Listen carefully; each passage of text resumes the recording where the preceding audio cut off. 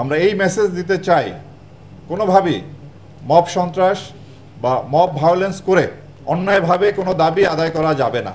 এর সাথে কেউ জড়িত হলে তার বিরুদ্ধে আমরা কঠোর ব্যবস্থা গ্রহণ করব।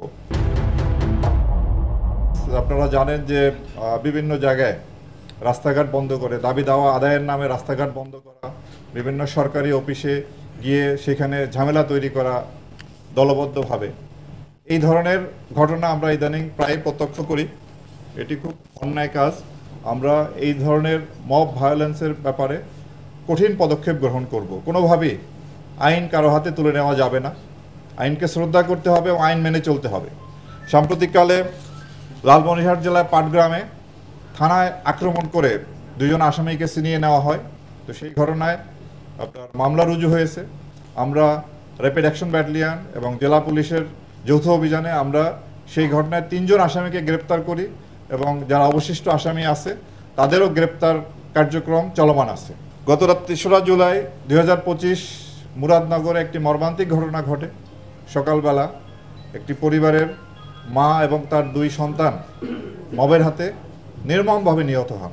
এই ঘটনা সংঘটনের পরপরই আমরা অভিযান পরিচালনা করি এবং এই ঘটনার সাথে সম্পৃক্ত 6 জনকে আমরা গ্রেপ্তার করি এবং অন্যান্য যারা আসামি আছে তাদের গ্রেপ্তার প্রক্রিয়াও চলমান আছে।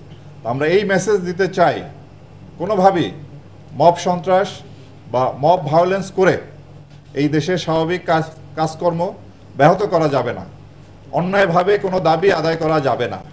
সুতরাং এই ধরনের মবের সাথে যাতে ভবিষ্যতে কেউ সম্পৃক্ত না হন সেজন্য আমি অনুরোধ জানাবো এবং এর সাথে কেউ জড়িত হলে তার বিরুদ্ধে আমরা কঠোর ব্যবস্থা গ্রহণ করব। আরেকটি ঘটনা, এটাও আপনারা সবাই জানেন যে কুমিল্লায় এক নারীকে উলঙ্গ অবস্থায় তার ভিডিও ধারণ করে সেই ভিডিও সোশ্যাল মিডিয়া ছাড়া হয় মুরাদনগরে। এই ঘটনার সাথে যারা সম্পৃক্ত ছিলেন সেটি কুমিল্লা জেলা পুলিশ তাদেরকে গ্রেপ্তার করেছে, মূল আসামি ফজর আলী সহ। আমরাও এই মব ভায়োলেন্সের যে মাস্টার মাইন্ড শাহপরান ফজর আলীর ছোট ভাই, তাকেও আমরা গ্রেপ্তার করি এবং আইনের হাতে সোপর্দ করি। এছাড়াও আপনার ভোলার তজুমউদ্দিন থানায় স্বামীকে বেঁধে মারধর করে তার স্ত্রীকে যে গণধর্ষণের যে একটি অপরাধ সংঘটিত হয়েছে, সেই ক্ষেত্রেও আমরা সেই আসামিদেরকে গ্রেপ্তার করতে সক্ষম হই। ঢাকা শহর সহ বিভিন্ন শহরে আমরা কিশোর গ্যাংয়ের একটা তৎপরতা আমরা পরিলক্ষিত হয় আমাদের কাছে।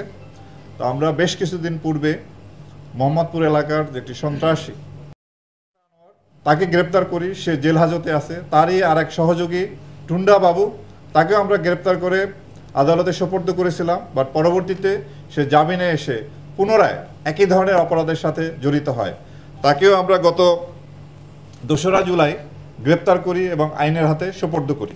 13-14 জন আমরা বিশেষ অভিযান পরিচালনা করে রোহিঙ্গা ক্যাম্প থেকে র্যাব পরিচয়ে, র্যাবের জ্যাকেট পরা লোকজন একজনকে অপহরণ করে এবং মুক্তিপণ দাবি করে। আমরা 13-14 2 দিন অভিযান পরিচালনা করে ওই ঘটনার সাথে সম্পৃক্ত 5 জনকে আমরা গ্রেপ্তার করি। গত 29শে জুন কুমিল্লায় 7 বছর বয়সী যে একটা মাদ্রাসার ছাত্রী অপহরণ হয়, তাকেও আমরা উদ্ধার করি এবং ওই অপহরণকারীকে গ্রেপ্তার করি। গতকালকে আমাদের সিলেটে র্যাব 9 একটি অভিযান পরিচালনা করে 1880 বোতল বিদেশি মদ উদ্ধার করে। এছাড়াও র্যাব 13 বিশেষ অভিযান পরিচালনা করে 154 কেজি গাঁজা উদ্ধার করে। গত 7ই জুলাই সোশ্যাল মিডিয়ায় প্রতারণার মাধ্যমে অর্থ আত্মসাতের অভিযোগে আমরা 3 জনকে গ্রেপ্তার করি। এর একজন নারী এবং আর 2 জন ছিল বিদেশি নাগরিক। এরা অনলাইনের মাধ্যমে প্রতারণা করে, অনলাইনের জুয়া এবং বিভিন্নভাবে তারা প্রতারণা করে আসছিল এবং এই প্রতারণাকারী একটা গোষ্ঠী আছে, তাদেরকে ধরার জন্য আমরা জোর প্রচেষ্টা চালিয়ে যাচ্ছি। 5ই আগস্ট 2024 থেকে এই পর্যন্ত যে অভিযান পরিচালনা করেছি, আমাদের অভিযানের যে সফলতা হয়েছে সেই বিষয়ে আপনাদের একটু দৃষ্টি আলোকপাত করব। অস্ত্র এবং গোলাবারুদ মামলায় এই পর্যন্ত আমরা 207 জনকে গ্রেপ্তার করি এবং এর পাশাপাশি 5 শতাধিক অস্ত্র এবং 10,000-এরও বেশি গোলাবারুদ আমরা উদ্ধার করতে সক্ষম হই। মানব পাচার মামলায় এই পর্যন্ত আমরা 5ই আগস্ট থেকে এই পর্যন্ত 73 জন এবং 42 জন ভিকটিমকে আমরা উদ্ধার করি। অপহরণ মামলায় আমরা 6 শতাধিক আসামি গ্রেপ্তার করি এবং 750 জনের অধিক ভিকটিমকে আমরা উদ্ধার করি।